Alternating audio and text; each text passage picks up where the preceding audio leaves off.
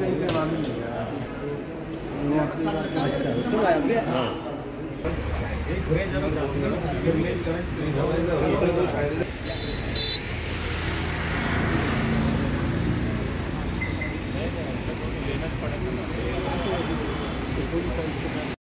एक घटना घडली अत्यंत दुर्दैवाची। मुस्लिम समाजाबद्दल एक अत्यंत वाईट पोस्ट सोशल मीडियावरती कोणीतरी पोस्ट केली आणि त्यानंतर स्वाभाविकपणे जे मुस्लिम समाजामधल्या विशेषतः तरुणांमध्ये जी एक प्रचंड त्याच्यामुळे नाराजी आणि राग निर्माण झाला। त्यामुळे ते सर्वांनी पोलीस स्टेशनला जाऊन एक आंदोलन करण्याचा प्रकार त्यावेळेला झाला होता। दुर्दैवाची गोष्ट अशी की अशी घटना घडल्यानंतर त्या समाजाबद्दल सहानुभूती व्यक्त करण्याऐवजी नाशिकच्या लोकप्रतिनिधी देवयानी फरांदे यांनी डायरेक्ट देशद्रोहाचा आरोप करत पाकिस्तानच्या घोषणा दिल्या असा एक बेछूट आरोप त्यांच्यावरती केला आणि तो केल्यामुळे पोलिसांनी मुस्लिम समाजातल्या तरुणांना अटक करायला सुरुवात केली। म्हणून आज आम्ही सर्वजण पोलीस कमिशनर कर्णिक यांना भेटायला आलो होतो की मुळामध्ये फरांदे सारख्या लोकप्रतिनिधींनी असं वक्तव्य करणं हे त्यांच्या संविधानिक कर्तव्याचा भंग आहे। कारण कॉन्स्टिट्यूशनल ड्यूटी आहे 51A आर्टिकल प्रमाणे की सामाजिक सौहार्दता टिकवणं आणि डायरेक्ट अत्यंत धादांत खोटं ज्या त्या बोलल्या की देशद्रोही घोषणा दिल्या गेल्या, कुठलाही पुरावा नसताना पोलिसांकडे स्वतः याचा व्हिडिओ रेकॉर्ड असून सुद्धा असं कोणताही पुरावा नसताना सुद्धा त्यांनी एक प्रक्षोभक वक्तव्य हे केलं। तर खरं तर माझं म्हणणं आहे की त्यांच्यावरच प्रक्षोभक वक्तव्य केल्याचा गुन्हा दाखल व्हायला हवा आणि तसंच आम्ही इथं पोलीस कमिशनरांना भेटून सांगितलंय येणाऱ्या काळामध्ये सुद्धा जर अशा घटना घडल्या, कारण या प्रकारे उत्तेजित करण्याच्या घटना या खूप आधीपासून होत आहेत।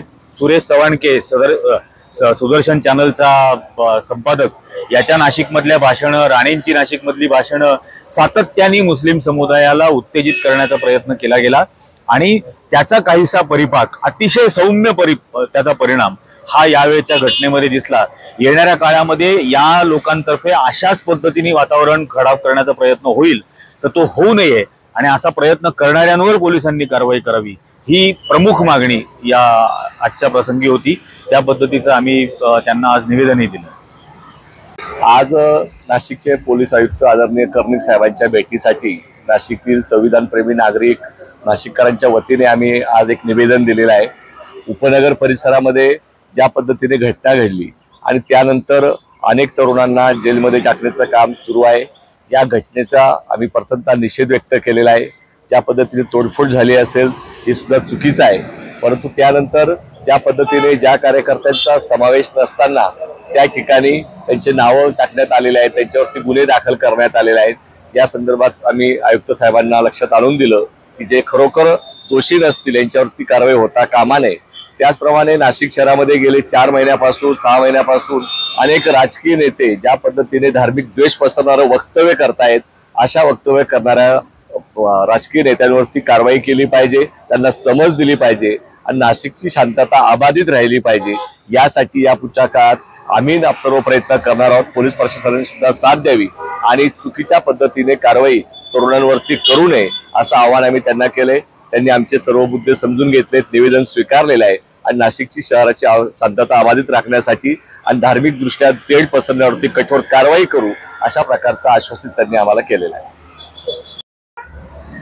मागील 3 तारखेला उपनगर पोलीस स्टेशनच्या हद्दीत जो प्रकार घडला तो अतिशय निंदनीय आहे। खऱ्या अर्थाने मोहम्मद पैगंबराचा अपमान झाला ही गोष्ट सुद्धा निंदनीय आहे आणि त्याच्या प्रतिक्रियात्मक जे काही प्रकार घडला तो सुद्धा निंदनीय आहे।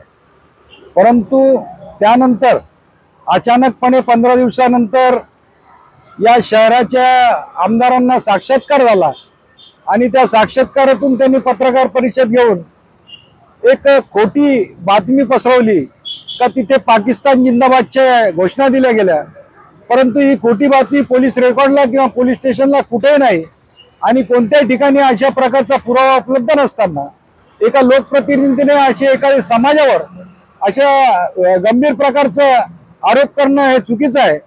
आपलं शहर आहे शांतताप्रेमी आणि सर्व धर्मीयांना मानणारं शहर आहे आणि अशा शहरामध्ये एका लोकप्रतिनिधीने 2 धर्मामध्ये द्वेष निर्माण होईल अशा प्रकारची भावना निर्माण करून तेढ निर्माण करण्याचा आणि मुस्लिम समाजामध्ये दहशत पसरवण्याचा प्रयत्न केलेला आहे। त्याचा सुद्धा आम्ही निषेध करतो आणि त्यासाठीच आज आम्ही माननीय पोलीस आयुक्तांची भेट घेतली आणि त्यांनी मागील 3 महिन्यापासून जो प्रकार घडत आहे त्याबाबत त्यांना कल्पना दिली आणि खऱ्या अर्थाने मुस्लिम समाजातील तरुणांमध्ये मागील 3 महिन्यापासून घडणाऱ्या सर्व घटनांचा एक जो द्वेष राग होता तो राग कुठेतरी निघालेला असा हा प्रकार दिसतो असं पोलीस आयुक्तांच्या निदर्शनास आणून दिलं आणि आजपर्यंत जे कारवाया झाल्या त्या कारवायांना कुठेतरी आता ब्रेक लागावा यासाठी आमच्या बरोबर संविधानप्रेमी आणि राष्ट्रवादीचे काही राष्ट्रवादी शरद पवार कार्यकर्ते आणि त्याचबरोबर